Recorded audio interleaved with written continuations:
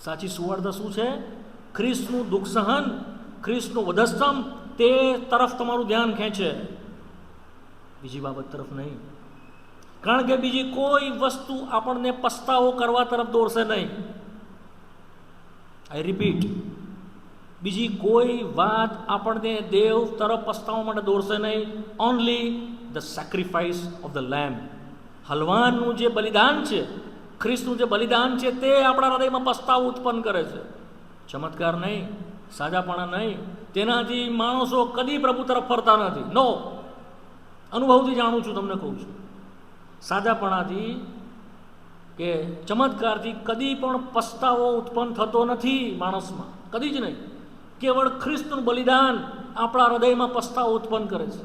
આપણને ખબર પડે છે કે આ બલિદાનમાં મારે જવાનું હતું, આ વધસ્તંભ પર મારે જવાનું હતું, પણ મારા બદલે દેવનો દીકરો